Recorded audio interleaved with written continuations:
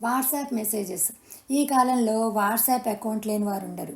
పొద్దున్నే లేచి అరచేతిలో కరాగ్రే వసతే లక్ష్మి, కరమధ్యే సరస్వతి, కరమూలే స్థితే గౌరి, ప్రభాకరే కరదర్శనం అని పరమ దివ్య శక్తుల్ని ముగ్గురు మూలంపుటమ్మలని తలుచుకునే బదులు లేస్తూనే సెల్ ఫోన్ పట్టుకుని ముందు వాట్సాప్ మెసేజ్లు, తర్వాత ఫేస్బుక్ పోస్టులు, ఆ తర్వాత ఇన్స్టాగ్రామ్ రీల్స్ చూసేసుకుంటున్నారు. వాట్సాప్ ఎంత శక్తివంతంగా ఉందంటే అది చూడకపోతే రోజు మొదలవదు గడవదు అనే పరిస్థితికి వచ్చేస్తున్నారు. వాట్సాప్ స్నేహితుల్లో కొంతమంది మంచివాళ్ళు భక్తులు కూడా ఉన్నారు. వాళ్ళు మొట్టమొదట లేవంగానే దేవుడి పటమో, అందమైన గులాబీ గుత్తులో, మందార పువ్వులో లేదా మంచి ప్రకృతి దృశ్యాలతో శుభోదయం అంటూ మెసేజ్లు, సూక్తులు లేదా గుడిలో అర్చనలు, అభిషేకాలు చేస్తున్న ఇష్టదేవతల వీడియోలు పంపిస్తూ ఉంటారు. అవి చూసి కొంచెం పుణ్యం కట్టుకుంటున్నాం అనుకోవాలి. ఈ దేవుళ్ళ మెసేజ్లు డిలీట్ చేయడం ఇంకో సెంటిమెంట్ అనుకోండి, అది వేరే సంగతి. వాట్సాప్ రాకపూర్వం టెలిఫోన్ కాల్స్ చాలా ఖరీదుగా ఉండేవి. అందుకని అందరూ అవసరానికే పొదుపుగా ఫోన్లు చేసుకుంటూ ఉండేవారు. వాట్సాప్ ఫ్రీ కాల్స్ రావడంతో ఫ్రీగా వస్తే ఫినాయిలైనా తాగేస్తామన్నట్టు ఇంకా మనుషుల్లో ఉత్సాహం పట్టలేకుండా పోయింది. ఒక్క ఫోన్ కాల్సే కాకుండా మెసేజ్లు, ఫార్వర్డ్లు, స్పామ్లు ఇలా అనేక రకాలు ఇష్టమే ఇష్టం ఎడతెరిపి లేకుండా వాడేసుకుంటున్నారు. వట్టి మెసేజే కాకుండా voice calls, video calls, group calls ఇలా చాలా సదుపాయాలు ఉన్నాయి. వీటితో కుటుంబాలు, స్నేహితులు, ఉద్యోగస్తులు అందరూ కూడా చూస్తూ మాట్లాడుకుంటూ కమ్యూనికేట్ చేసుకోవడానికి మహావీలుగా ఉంది. అందులో డబ్బు ఖర్చు, టైం లిమిట్ లేకపోవడంతో ఒత్తిడి లేకుండా ఉపయోగించుకోగలుగుతున్నారు. కుటుంబానికి, స్నేహితులకి సంబంధించిన వార్తలే కాకుండా ఫార్వర్డ్ మెసేజ్లు అలవోకగా కష్టపడకుండా పంపిస్తూ ఉంటారు. అసలు వాళ్ళు అది చదువుతారో లేదో కూడా సందేహమే. ఒకటే మెసేజ్ ఒక్కోసారి 4-5 దగ్గర నుంచి వస్తూ ఉంటుంది. ఇవి ఇలా ఏళ్ళు సర్క్యులేట్ అవుతూ గింగిరాలు తిరుగుతూ మన డేటాని కలెక్ట్ చేసుకుంటూ ఉంటాయి.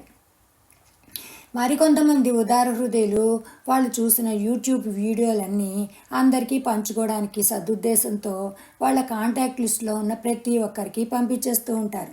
అందులో ఎన్నో స్పాములు ఉంటాయి. ఫోటోషాప్ చేసి సెంటిమెంట్తో మనుషుల్ని మభ్యపెట్టడానికి తయారు చేస్తూ ఉంటారు. మనలో అమాయకులు వాటిని నమ్మేసి ఎక్కడో కోతి గుడిలో హనుమంతుడి విగ్రహానికి అరటిపండు పట్టుకెళ్ళినట్టు, గోడ మీద సాయిబాబా నీడ కనిపించినట్టు, మేఘాలలోనూ కొండల మీద శివుడు కనిపించినట్టు ఇలా దైవికమైనవి నమస్కారం ఈమోజీతో పంపుతూ ఉంటారు.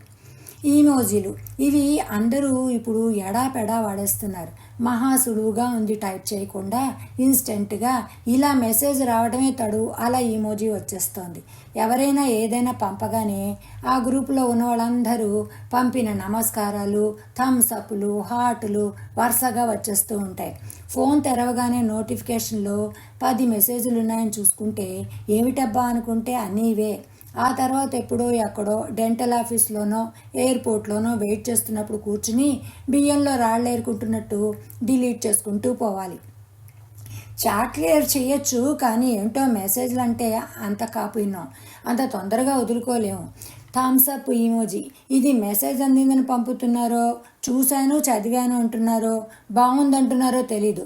అలాగే నమస్కారం కూడాను, అది మన మీద గౌరవం లేదా విసిగెత్తి చేతులెత్తి నీకో నమస్కారం అంటాను చూడండి, అలాగా అమ్మ తల్లి మళ్ళీ పంపావా అని పంపుతున్నారో తెలీదు. మెసేజ్లో కాంపిటీషను, పాలిటిక్స్ కూడా వస్తూ ఉంటాయి.